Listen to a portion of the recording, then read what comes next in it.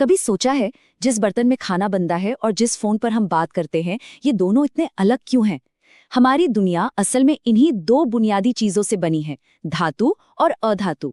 तो चलिए आज इसी राज से पर्दा उठाते हैं और समझते हैं कि ये एक दूसरे से इतने अलग क्यों हैं। जरा अपने आसपास नजर दौड़ाइए। जो कुर्सी है, मेज है, बिजली के तार, यहाँ तक कि हवा जिससे हम सांस लेते हैं, ये सब कुछ या तो धातु है या अधातु। सच तो ये है कि ये दोनों ही चीजें हमारी मॉडर्न दुनिया की नींव हैं। चलिए एक बहुत ही आसान से सवाल से शुरू करते हैं।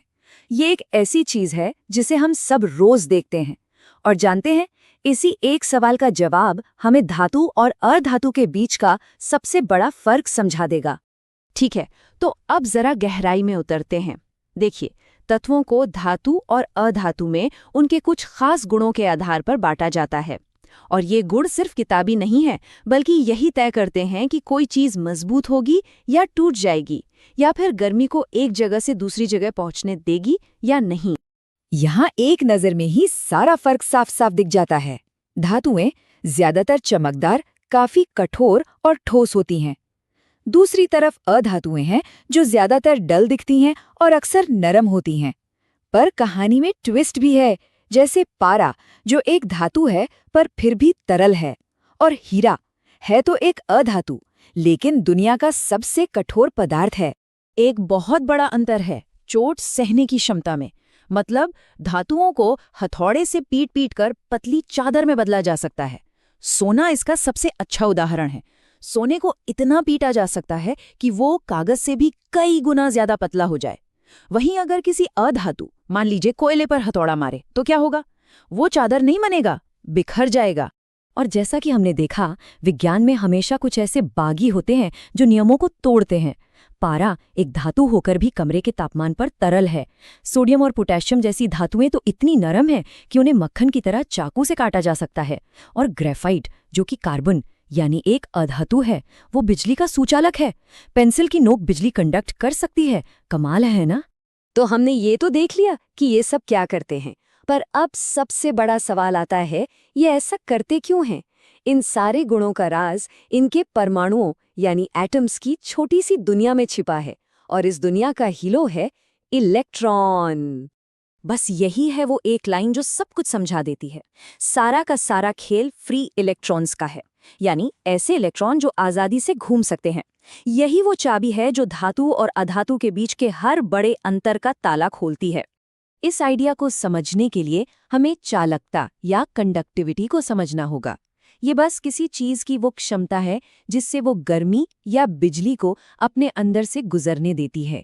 कुछ चीजें अच्छी कंडक्टर होती हैं और कुछ खराब। धातुओं के अंदर ये जो फ्री इलेक्ट्रॉन्स होते हैं ना, वो गर्मी मिलते ही एक दूसरे को धक्का देते हुए ऊर्जा को बहुत तेजी से आगे बढ़ाते हैं, बिल्कुल एक रिले रेस की तरह।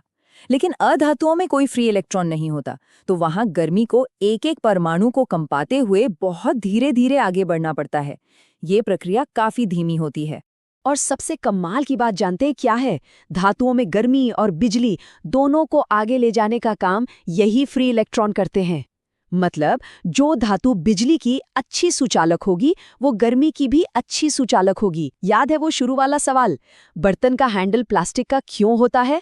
अब जवाब मिल गया। अच्छा, तो अब हम परमाणु के लेवल की कहानी समझ गए हैं। चलिए अब जूम आउट करते हैं और देखते हैं कि ये सब असल दुनिया में केमिकल रिएक्शंस और नई नई चीजों को बनाने में कैसे काम आता है।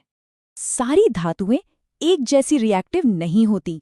कुछ धातुएं जैसे पोटेशियम बहुत ज्यादा रिएक्टिव होती हैं, पानी के संपर्क में आते ही आग पकड़ लेती हैं। वहीं सोना और चांदी जैसी धातुएं बहुत शांत स्वभाव की होती हैं और आसानी से किसी से रिएक्ट नहीं करती। केमिकल लेवल पर देखें तो धातुएं दानी होती हैं, वो अपने बाहरी इलेक्ट्रॉन आसानी से दे देती हैं, जबकि अधातुएं या तो इलेक्ट्रॉन लेना पसंद करती हैं या फिर दूसरे परमाणुओं के साथ साझा कर लेती हैं। बस इसी लेन देन और साझेदारी से दुनिया के सारे कंपाउंड्स बनते हैं। और जब हम धातुओं को आपस में मिलाते हैं तो हमें मिलती है मिश्र धातुएं यानी अलॉयज। जैसे स्टेनलेस स्टील बनाने की रेसिपी बहुत सिंपल है। थोड़ा लोहा लीजिए, उसमें थोड़ा निकल और क्रोमियम मिला दीजिए और नतीजा एक ऐसा मेटल जो लोहे से ज्यादा मजबूत है और जिस पर जंग भी नहीं लगता। पर क्या हो अगर कोई तत्व ना तो इलेक्ट्रॉन देना चाहे और ना ही लेना चाहे? अधातुओं में एक ऐसा खास ग्रुप है जो किसी भी केमिकल रिएक्शन में हिस्सा लेना पसंद ही नहीं करता। ये है उत्कृष्ट गैसें यानी नोबल गैसें। ये रासायनिक स्थिरता की जीती जागती मिसाल हैं। ये क्यों रिएक्ट नहीं करती, ये समझने से हमें इलेक्ट्रॉन की पूरी कहानी और भी साफ हो जाती है। हीलियम, नियॉन, आर्गॉन ये सारी गैसें किसी से कोई मतलब नहीं रखती। क्यों? क्योंकि इनका बाहरी इलेक्ट्रॉन शेल पूरी तरह से भरा हुआ होता है। वो पहले से ही स्टेबल और खुश हैं। उन्हें न तो इलेक्ट्रॉन देने की जरूरत है और न ही किसी से लेने की। तो हमने देखा कि धातुएं हमारे लिए कितनी जरूरी हैं। उनकी कंडक्टिविटी, मजबूती और लचीलेपन के बिना हमारी मॉडर्न दुनिया की कल्पना भी नहीं की जा सकती। लेकिन इन कीमती धातुओं को जमीन से निकालने की एक कीमत है, और वो कीमत हमारा ग्रह चुका रहा है। ये सिर्फ एक फ्लोचार्ट नहीं है, इसके पीछे एक बहुत बड़ी, बहुत जटिल और ऊर्जा की खपत करने वाली इंडस्ट्रियल प्रोसेस है। जमीन से कच्ची धातु निकालने से लेकर उसे शुद्ध करने तक हर कदम पर पर्यावरण पर गहरा असर पड़ता है। और उस विशाल प्रक्रिया का नतीजा क्या होता है? खनन से जमीन बंजर हो जाती है। प्रोसेसिंग में इस्तेमाल होने वाले केमिकल पानी को जहरीला बनाते हैं और गलाने की प्रक्रिया से हवा में सल्फर डाइऑक्साइड जैसी गैसें फैलती हैं, और इन सब के बीच अनगिनत जीव जंतु अपना घर खो देते हैं। तो अंत में हम इसी सवाल पर आकर रुकते हैं। हमें अपने विकास के लिए धातुएं चाहिए, ये सच है, लेकिन क्या कोई ऐसा तरीका है जिससे हम भविष्य का निर्माण करें और उसकी कीमत हमारी पृथ्वी को न चुकानी पड़े? ये वो संतुलन है जिसे हमारी पीढ़ी को